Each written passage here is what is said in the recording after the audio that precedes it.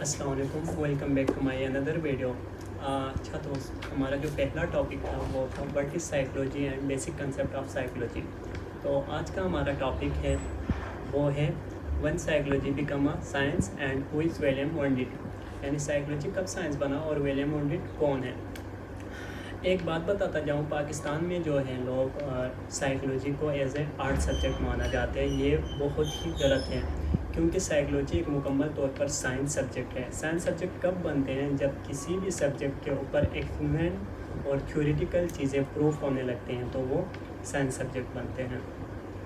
जैसे कि दूसरे हमारे जो स्ट्रक्चर्स वगैरह होते हैं जिसमें एनाटॉमी आते हैं, फिजियोलॉजी वगैरह आते हैं, जो सिर्फ इंसान के स्ट्रक्चर के ऊपर बेस करते हैं, यानी उसमें कोई एक्सपेरिमेंट वगैरह ऐसी चीज़ें शामिल नहीं होते हैं।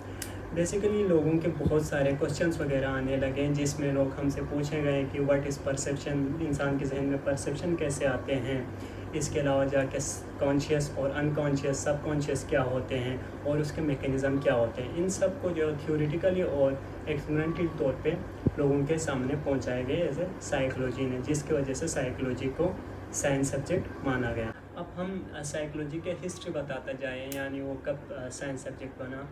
वो है 1879 में लिप्जिंग यूनिवर्सिटी जर्मनी में एक मुकम्मल तौर पर लैब ऑर्गेनाइज किया गया, जिसमें थ्योरेटिकल और एक्सपेरिमेंट तौर पर साइकोलॉजी के ब्रांचेस को भी जांचा गया। ठीक है, इसका जो फाउंडर था, यानी जिसने ये लैब ऑर्गेनाइज किया, उसका नाम था विलियम वॉन्डिट।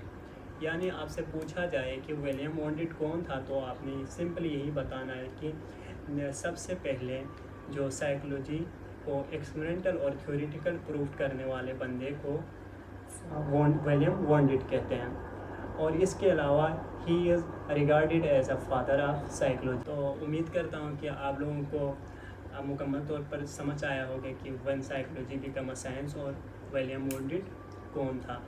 तो इस तरह के अच्छे वीडियोस और शार्ट कंसेप्ट को समझने के लिए मुझसे जुड़े रहें। Thank you so much. अल्लाह हाफिज़।